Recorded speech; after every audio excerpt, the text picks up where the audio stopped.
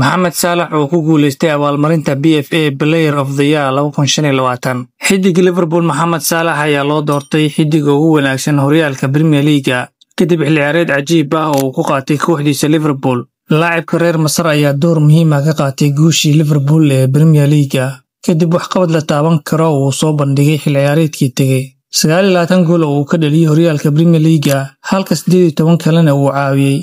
Salah waxa uu ka mid ahaa 6 musharax ee abaalmarinta qiimaha leh u tartamayay, kuwaas oo kala ahaa Bruno Fernandes oo Man United ka socday, Alexander Isak oo Newcastle ah, Alex McAllister oo Liverpool ah, Cole Palmer oo Chelsea ka socday iyo Declan Rice oo Arsenal ahaa.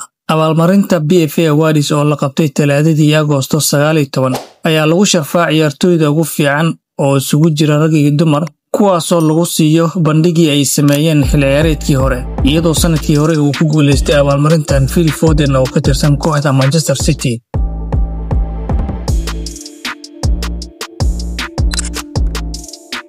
Alexander Isak oo ku dhawaaqay war ay ku farxaan jamaahiirta Liverpool. Weeryahanka reer Sweden Alexander Isak ayaa bayaan rasmi ah uu ku soo qoray bartiisa Instagram-ka ayuu ku xaqiijiyay inuu ka tagayo Newcastle United kadib markii uu sheegay inay luntay kalsoonidii iyo ballanqaadyadii lagu heshiiyey.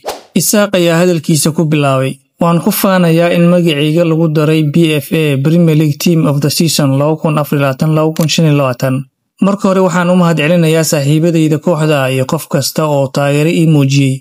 Intaan Newcastle ku sugnaa, ma joogin xafladda caawa, waayo xaaladda hadda jirta kuma habboona inaan halkaas ka soo muuqdo. Muddo dheer ayaan aamusnaa anigoo la socda in warar been ah laga faafinayo, inkastoo ay ogeen warkaasi inaysan ka turjumaynin xaaladda dhabta ah ee jirta.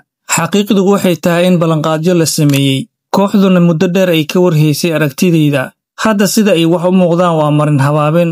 Marka ballanta la jebiyo oo kalsoonidu lunto, xiriirku ma sii socon karo. Sidaas awgeed isbeddelku waa waxa ugu wanaagsan ee uu qof walba go'aansado.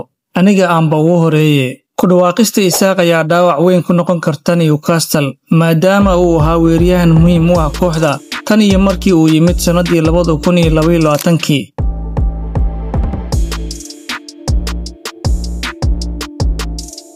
Qodobadaasna waxay qayb ka ahaayeen barnaamijkii bandhigga ciyaaraha oo aan maanta idinkugu soo diyaariyay wararkii ugu dambeeyay ee kubadda cagta.